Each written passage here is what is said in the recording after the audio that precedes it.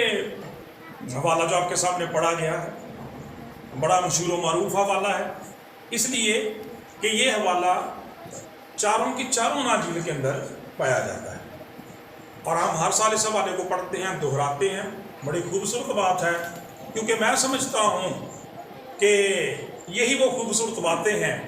جن کے بارے میں خداوند کا فرمان ہے کہ میری یادگاری کے لیے یہی کیا کرو۔ میرے عزیزو، کلام خدا میں جب ہم پڑھتے ہیں اس تعلق سے تو ہمیں پتہ چلتا ہے کہ اسے ہماری کلیسیائی روایت میں جب خداوند یسوع مسیح یروشلم میں داخل ہوتے ہیں، خداوند یسوع مسیح کا یروشلم میں شاہانہ داخلہ کہا جاتا ہے، یعنی اس روز خداوند یسوع مسیح یروشلم کے اندر بادشاہ کے تعلق سے جب وہ شامل ہوئے، اور ہم خدا کی شکر گزاری کرتے ہیں کہ جمعہ کے روز جو عبادت کی گئی، خدا کے خادم جو فیصل آباد سے آئے عدنان صاحب، انہوں نے بڑی ڈیٹیل کے ساتھ اسی تعلق سے بات کی کہ دیکھ تیرا بادشاہ تیرے پاس آتا ہے۔ ہم خداوند کی شکر گزاری کرتے ہیں کہ ہمارا نجات دہندہ خداوندوں کا خداوند اور بادشاہوں کا بادشاہ ہے۔ خدا کا کلام میرے عزیزو اس حوالے میں بڑی خوبصورت باتیں ہمیں سکھاتا ہے۔ سو ضرور ہے کہ جن زندگیوں کو، جن جگہوں کو خداوند کی خدمت کرنے کا یہ استحقاق ملا، اور آج سے 2000 سال پہلے یہ باتیں رقم کی گئیں، آج ان کو تازہ کیا جائے تاکہ ہم ان کی ایک اچھی مثال کو دیکھ کر ان جیسے ایماندار بننے کی کوشش کریں۔ تو کلام خدا کے مطابق آپ سب اس بات سے واقف ہیں، جب ہم کلام خدا کو دیکھتے ہیں تو اس سے پہلے ایک دن پہلے جب خداوند یسوع مسیح یروشلم میں آنے والے تھے تو پاک کلام یہ بیان کرتا ہے، آپ نے اپنے شاگردوں کو کہہ دیا تھا، بتا دیا تھا پہلے سے کہ دیکھو ہم یروشلم جا رہے ہیں، اور وہاں ابن آدم کے بارے میں یعنی ہمارے نجات دہندہ کے بارے میں لکھی ہوئی ہر بات پوری ہوگی۔ وہ اسے پکڑیں گے، فقیہ اور فریسی جو ہے ان کے حوالے کریں گے، خدا کا کلام یہ بیان کرتا ہے ان پر صلیب کا فتویٰ دیا جائے گا، مصلوب کیا جائے گا، وہ دفن ہو جائے گا اور تیسرے دن مردوں میں سے جی اٹھے گا۔ اس کا مطلب یہ ہے بچوں کہ خدا کا کلام یہ بیان تک کرتا ہے کہ خداوند یسوع مسیح نجات کے اس منصوبہ کی تکمیل کے لیے سب کچھ جانتے ہوئے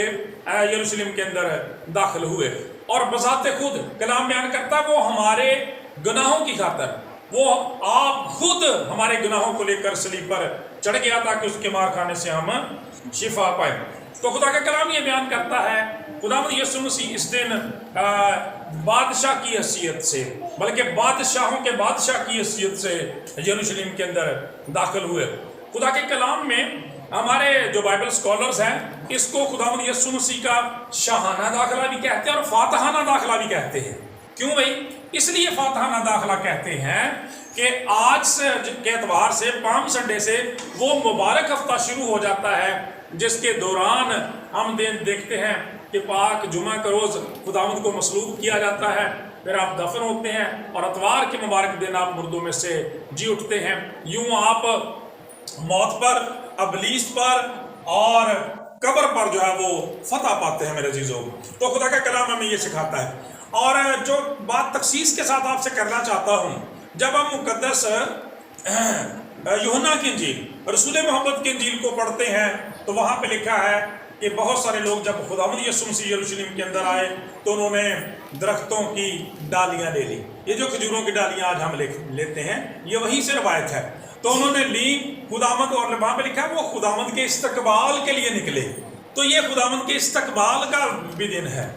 ویلکم کرنے کا بھی دن ہے، خداوند سے ملنے کا بھی دن ہے۔ میرے عزیزو، جب ہم اس خوبصورت روایت کو دیکھتے ہیں تو ہمیں پتہ چلتا ہے کہ جب خداوند یسوع مسیح یروشلم کے نزدیک پہنچے تو لکھا ہے کہ انہوں نے اپنے شاگردوں میں سے 2 کو یہ کہہ کر بھیجا کہ گاؤں میں جاؤ، سامنے کے گاؤں میں جاؤ، اور اس میں داخل ہوتے ہی گدھی کا بچہ بندھا ہوا ملے گا جس پر کبھی کوئی آدمی سوار نہیں ہوا، اسے کھول لاؤ۔ اور پھر فرمایا کہ اگر کوئی تم سے پوچھے کہ اسے کیوں کھولتے ہو تو کہہ دینا خداوند کو اس کی ضرورت ہے۔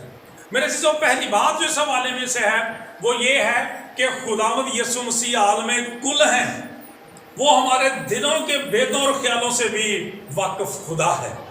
خدا کا کلام یہ بیان کرتا ہے شاگرد بعد میں جائیں گے، بعد میں بچہ کھولیں گے، لیکن خداوند نے پہلے ہی ساری بات بتا دی ہے کہ بھئی جب تم کھولو گے تو لوگ یہ کہہ سکتے ہیں کہ اسے کیوں کھولتے ہو، تو کہہ دینا کہ خداوند کو اس کی ضرورت ہے۔ خداوند عالم کل ہے، اور خدا کا کلام بیان کرتا ہے خداوند ٹوٹل اتھارٹی کا، ایبسلیوٹ اتھارٹی کا، کل اختیار کا مالک بھی ہے، قادر مطلق بھی ہے، کیونکہ خدا کا کلام یہ بیان کرتا ہے کہ اس سے پہلے کہ خداوند یسوع مسیح نے اپنے شاگردوں کو وہ گدھا لینے کے لیے بھیجا، اس کا مطلب ہے کہ پہلے اس شخص کے دل کو تیار کر دیا۔ ہاللیلویہ! اس شخص کے دل کو تیار کر دیا خداوند کی خدمت کے لیے۔ اس لیے میرے عزیزو، خدا کا کلام یہ بیان کرتا ہے کہ جب وہ تم سے پوچھے اسے کیوں کھولتے ہو تو کہہ دینا خداوند کو اس کی ضرورت ہے۔ آج میں سمجھتا ہوں کہ پام سنڈے کے اس بابرکت موقع پر، خداوند کی اس فتح کے دن کے موقع پر، شاہانہ دن پر، ہمیں جو پہلی بات خدا کے کلام میں سے یہ معلوم ہوتی ہے کہ خدا چاہتا ہے میرے عزیزو کہ ہم اپنے آپ کو، اپنی زندگیوں کو اور اپنی چیزوں کو خداوند کے جلال کے لیے صرف کریں اور استعمال کریں۔ ہم اپنے اس خاندان کے لیے، ڈاکٹر صاحب کے لیے، بزرگوں کے لیے، سارے خاندان کے لیے، اپنی بہن کے لیے اور ان بچوں کے لیے خداوند کی شکر گزاری کرتے ہیں کہ بلا شبہ یہ ایسے ہی خاندان سے، ایسے ہی قبیلے سے تعلق رکھتے ہیں جن کا یہ شیوا اور وتیرہ ہے کہ وہ ہمیشہ خداوند کی خدمت کے لیے تیار رہتے ہیں۔ کیونکہ خدا کا کلام یہ بیان کرتا ہے کہ جیسے ہی انہوں نے اس کو کھولنے کی کوشش کی تو خدا کا کلام کہتا ہے وہی سوال کیا گیا، اور خدا کا پاک کلام یہ بیان کر دیا کرتا ہے کہ خداوند کو اس کی ضرورت ہے۔ میرے عزیزو، خداوند جو ہمارا خالق، مالک اور پروردگار ہمیں سب کچھ دینے والا ہے، وہ چاہتا ہے کہ ہم اس کی کھیتی میں، اس کے کھیت میں اس کے ساتھ مل کر کام کریں، اور خداوند چاہتا ہے کہ ہمیں اپنے جلال کے لیے استعمال کر سکے۔ اور پھر یہ معمولی بات نہیں ہے۔ آج دیکھیں 2021 سال کے بعد بھی، بلکہ رہتی دنیا تک خدا کے کلام میں یہ بات لکھی رہے گی، اور جو کچھ اس شخص نے کیا ہے، انہوں نے اپنا گدھا خداوند کی سواری کے لیے دیا ہے۔ خدا کا کلام بیان کرتا ہے اس بات کو یادگاری کے طور پر یاد رکھا جائے گا۔ سو اپنی کبھی بھی اپنی کسی خدمت کو معمولی مت سمجھیں، جو بھی جس قدر خداوند نے آپ کو خدمت دی ہے اس کو خوش دلی سے کریں۔ اور اس حوالے میں ایک بہت عجیب بات جو آپ کے ساتھ شیئر کرنا چاہتا ہوں وہ دیکھیں۔ خدا کے پاک کلام میں یہاں پہ جب ہم دیکھتے ہیں تو ہمیں پتہ چلتا ہے کہ لکھا ہے کہ اور اس میں، یعنی اس گاؤں میں داخل ہوتے ہی ایک گدھی کا بچہ بندھا ہوا ملے گا جس پر کبھی کوئی آدمی سوار نہیں ہوا، اسے کھول لاؤ۔ تھوڑی جی غور کرو اس گل پہ، جنہ چر جانوراں نوں سدھایا نہ جائے، سکھایا نہ جاوے، وہ تو گھوڑا بھی تے اپنے آپ تے کسی نوں سوار نہیں ہونے دیندا، تے گدھے دے بارے تے توقع کر ہی نہیں سکتے۔ لیکن خدا کا کلام کیا کہتا ہے کہ اس کو کھول لاؤ جس پر کبھی کوئی آدمی سوار نہیں ہوا۔ اور ہم دیکھتے ہیں پاک کلام کے اندر کہ کہیں یہ نہیں لکھا ہے کہ وہ اس کے پاس گئے اور ان کے مالکوں نے بحث کی اور جناب آپ گدھا تو ضرور لے جائیں پر یہ تو اس لائق ہی نہیں ہے، اس کو تو ابھی تک جوتا نہیں گیا، اس پہ کبھی کوئی سوار ہی نہیں ہوا۔ ایسی کسی قسم کی کوئی، یا شاگردوں میں یہ نہیں لکھا ہے کہ انہوں نے پہلے اس کو تیار کیا کہ اس کو سکھایا جائے، سدھایا جائے، نہیں، بلکہ خدا کا کلام یہ بیان کرتا ہے کہ اس گدھے کو منوان اسی طرح سے جیسے وہ تھا خداوند کی خدمت میں لے گئے۔ اور پھر آگے ہم کیا پڑھتے ہیں کہ خداوند اس پر سوار ہو گئے، گدھے نے کوئی چون چران نہیں کی۔ خدا کا کلام ہمیں بیان کرتا ہے میرے عزیزو، جب اس بات سے، اس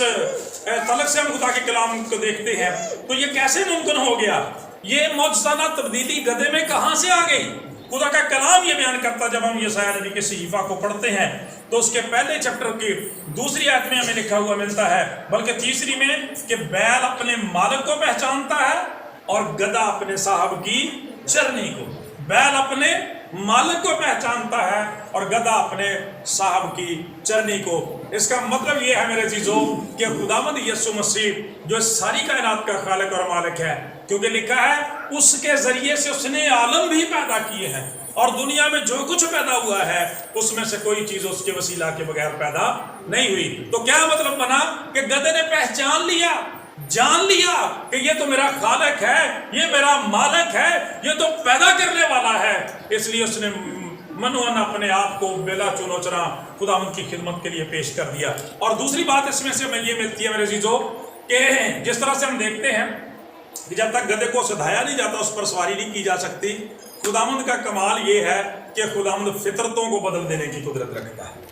عادتوں کو بدل دینے کی قدرت رکھتا ہے، رویوں کو، سوچوں کو، خیالوں کو، مزاجوں کو، زندگیوں کو، خاندانوں کو، قوموں قبیلوں کو بدل دینے کی قدرت رکھتا ہے۔